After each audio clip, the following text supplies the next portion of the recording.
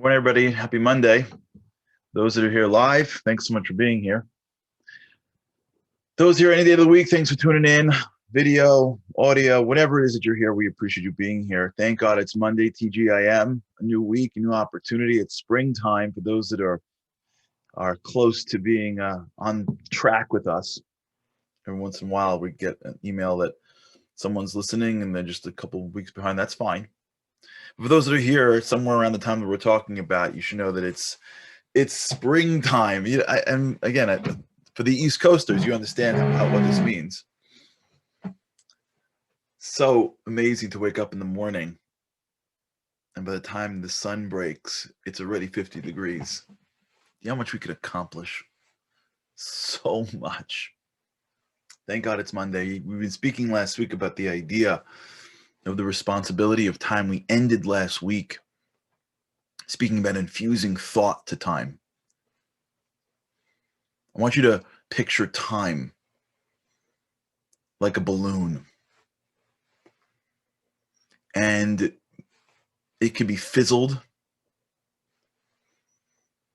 You can have it, but it's got very little air in it. You ever have to blow up a balloon? One of these like balloony toys. And you blow it up a little bit, but it's hard. And it just feels as you touch it, it just feels like, it's already like, it feels like nebby. But the bat that you're like trying to blow up, which is impossible, it just doesn't really hit, because as you tried to blow up that little toy, it didn't go. You ever like blow up some kind of like raft for a pool, and then the kid jumps on top of it and like just totally like falls into the pool because he just didn't have the breath to put into it. So why do you think of time like that? It's like a blow up toy. And it's got a little air in it. Not much. And we decide how much air goes into the toy. We decide how much intention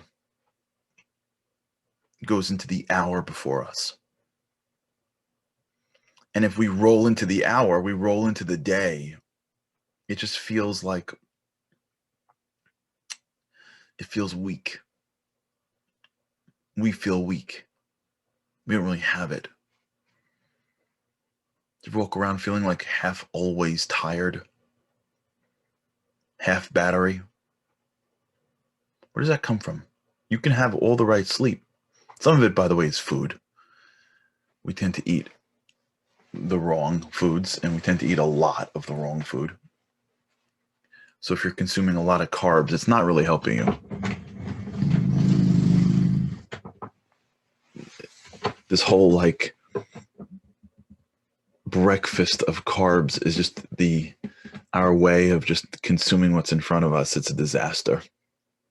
How in the world do we ever think we'd have a very productive day if we begin it with like muffins? I don't know how that slipped by, but it somehow did. Bagels and muffins somehow slipped into the system. That's a great idea. Let's overdo it in carbs before 10 a.m. That's going to do wonders to our ability to be productive. But that's a whole nother story. We should do a show on this, but that's a whole nother story. But the real reasons why we walk around half exhausted are pancakes and waffles. Can you imagine pancakes and waffles? How in the world did that somehow slip through the system? That you can go to a breakfast and eat pancakes, waffles, and sugar syrup, and somehow think that you're not going to have to take a nap after like 11 o'clock in the morning. Like, I don't understand. I don't know. But the deeper reason is because when we wake up in the morning and we start our day, the time that we have before us, since we don't take full responsibility for it, the time that we have before us feels fungible. Fried chicken feels fungible. It feels like it's like any other hour. So we have this little blow-up toy called an hour. And we like We blow a little bit of energy into it. We blow a little bit of intention into it. And then we use it. And then we engage in the thing we need to engage in. We engage in getting up in the morning. We engage in the work that we have.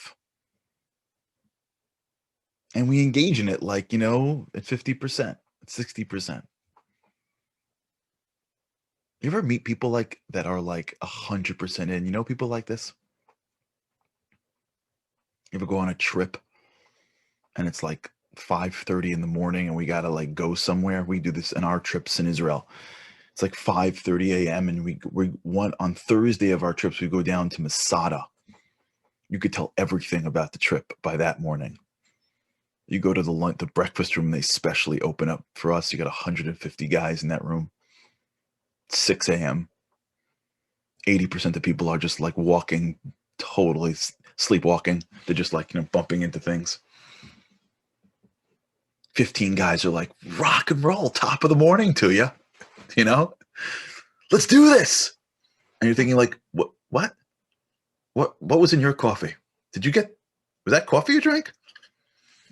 And it's so weird that people wake up in the morning and they're like, let's do this. Breathe intention into an hour that typically is meant for most people sleeping. You ever go to work? And it can be like 9:30. People are like, I need a coffee. I'm going to die without my coffee. Now, just to the record, coffee is the most valuable thing we have. In my opinion, it is God's gift to humanity. I hold as a holy drink. Personally, when I make kiddush on Friday night, I think I can make it on coffee. That's a different conversation. I think that coffee rivals a nice Cabernet. That's just my opinion. So there's one thing that I'm not messing with is coffee, but like there are people that like, come on, if I don't get my coffee, I'm going to die. Oh my gosh. And I'm like, yeah, but it's 10 a.m. Then you go to work with some people and they're like, good morning. Good morning. No, I don't mean you have to be like yelling. It's in their eyes.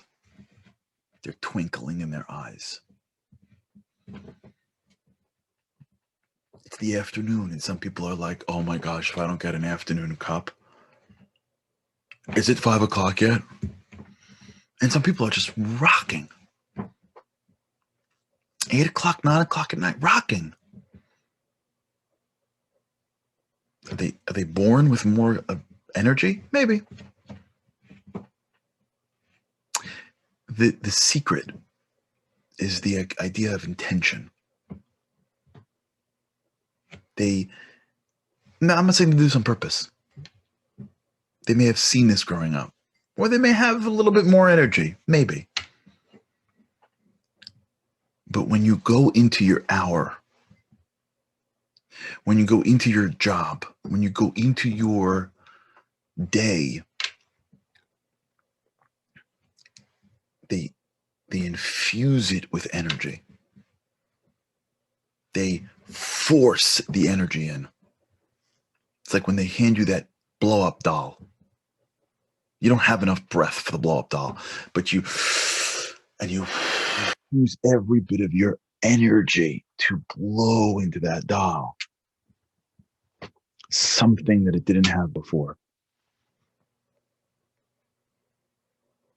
When we were created, the verse in Torah says, V'yipach bi'apav nishmas chaim.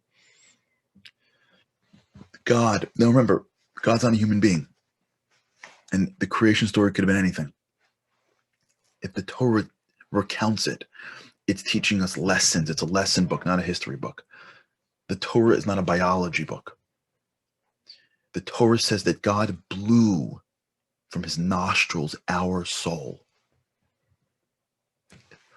It was an act that blew into us. It's not like God snapped his fingers and there's a soul in there. The breath, the push, the intention created an energy. Just think about these words.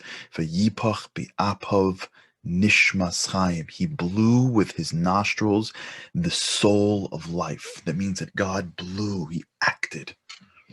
He took a blow-up doll called a human being and he infused it with energy. The energy didn't just come out of nowhere, it was infused. He blew energy. If you've ever had this in your life before, you know what I mean. There are times in our lives where we are not in the mood, but we have no choice.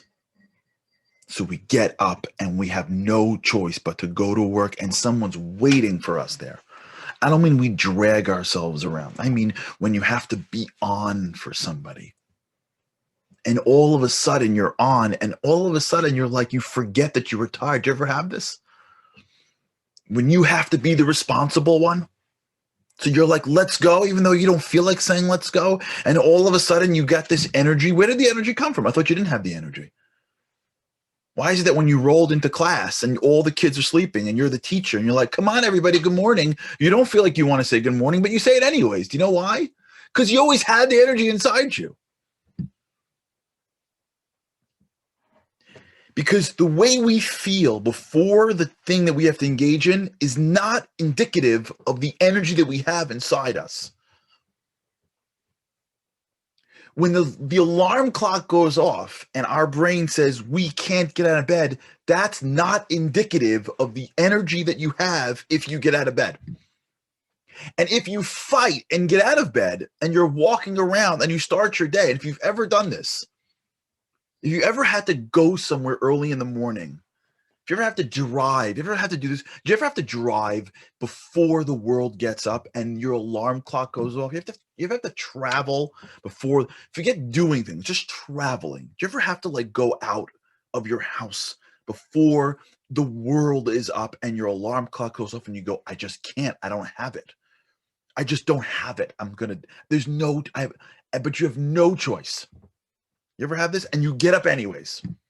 And now you're driving in the car on the highway and there's nobody there and the sun is coming up. And what are you thinking? Usually you're not thinking, I can't do this. You're thinking, oh my gosh, this is amazing. You're on the plane at 6 a.m. And as the plane takes off, you see the sun come up over the clouds. You're not thinking, oh my God, I'm sleeping. Some people are. You're thinking, oh my gosh, I didn't know I had this inside me. When you go to that classroom or that trip or that presentation or whatever you're doing, and you're already up and you're doing your thing, you don't then go back and go, man, I wish I was sleeping. Which means that before you enter anything, the brain gives you information that is not accurate because it's trying to keep you safe and trying to keep you comfortable. And when we engage in activities, if we really want to be stewards of time, we have to realize that just having the time isn't enough. We have to infuse energy into the time. When the alarm clock goes off, we have to stop and go, I have more energy than my brain is telling me. I have to get up with enthusiasm. I have the enthusiasm. I just have to blow it into the hour.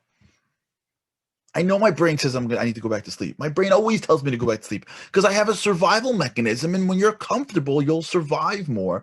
But that's not who I am. I'm a soul that wants to be great, but I can't be great if I'm going to drag myself through the day. I'm not a steward of capital. If someone gives me $1 million to invest and I approach investing in a lackadaisical fashion, I'm not going to pick the first stock that comes up on the ticker. I'm not going to walk into the company that I'm investing in and be like, this looks good. If I don't bring energy into what I'm doing, I'm not a steward of capital. I'm not a steward of time. If when I approach time, I don't blow into that time energy. If I just trust my brain, I'm going to drag all day long. I'm going to be tired my whole life. People are tired their entire life. At every stage, they're tired. They're teenagers and they're exhausted. They're young adults, exhausted. They're in their mid-30s, exhausted, exhausted, 60s, exhausted. Their whole life is one life of exhaustion. Are they sleeping 2 hours? Are they working in a factory? Are they sitting up and making 30 cents a day, coming back to a little house, spending a few cents on potatoes, living in a tiny apartment, going to the bathroom down the hall? I'm not saying people aren't working hard. People work really hard. And at some point you got to take a break, and you got to know what you're doing. You can't overwork yourself. But I know people that don't really work that hard at all, and they're exhausted. I know people that work really, really hard, and they keep on doing it. God bless them. I'm related to these people. They just work and work and work. They never stop. I'm not talking about them. I know a lot of other people that don't really work. I mean, they work, but they're not like, they're not carrying bricks all day. But there's no enthusiasm because the hour doesn't have any intention to it. We don't realize how critical every hour of our life is. We don't realize the gift that we have. And so when we approach the things that we're doing, we don't infuse it with energy. We approach the jobs that we have, we don't infuse it with energy. You know how many things in my life I could tell you honestly that I regret? How many business opportunities that I look back and I'm thinking, had I had more energy? How many times in my own life that I look back and go, what was I thinking? Why did I not approach it with more energy, with more enthusiasm, with more alacrity, with more boldness? What was I worried about? What did I take for granted? So much of my life, I look back and I wonder what could have happened had I been more enthusiastic. Honestly, I had enough sleep. I had enough access to nutrition. I had enough safety and security. What was it? It was my brain keeping me comfortable. It was my body telling me to relax, telling me it's too hard. You're too tired. It's almost the weekend. TGIF. Like Michael just said it. It's just an excuse. And then when we live without that level of boldness, that level of enthusiasm, and things don't work in our way, the best thing to do is just blame other people. It's a cycle. It's because we don't appreciate the time. Every hour of our day is just a blow-up doll. It's a blow-up toy. You infuse it with energy, that toy is going to be tight and you can use it. You don't infuse with energy, it's going to be soft. And it's not going to really work. And you're not going to know why. And you're going to think it's you. It's not you. You got enough talent to do whatever you want in life. You do. Girls, God wouldn't put it in front of you. God wouldn't put stuff in front of you just to play with you. He doesn't dangle things in front of people to torture them. He does it because he's showing you what you could do, what you can accomplish. God blows himself into us. And he says, why don't you blow you and me, the godly peace, into your day? God's like, I teach you how to do this. You got to blow energy. Try this today. We're going to talk about this a little bit. Try it today. Take one thing that you're going to do today. Try to see if in your head you can look at them. Try this. Just try this. Look at your day.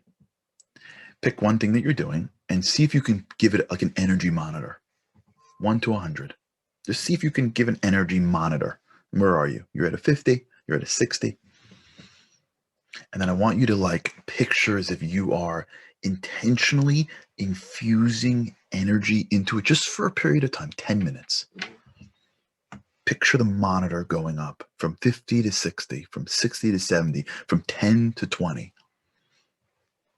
Do it. Don't question it. Don't worry about it. Don't overthink it. And then see how it feels afterwards. See how much energy we really have. We have an infinite source of energy. We just gotta learn how to blow it out. All right, we'll talk about this more. All right. Have an amazing day, everybody. Let's do it. Let's blow energy into our days. Let's not let life pass us by. Let's infuse our energy into every bit of it. All right, have a great day. And with God's help, I can't wait to see you again tomorrow.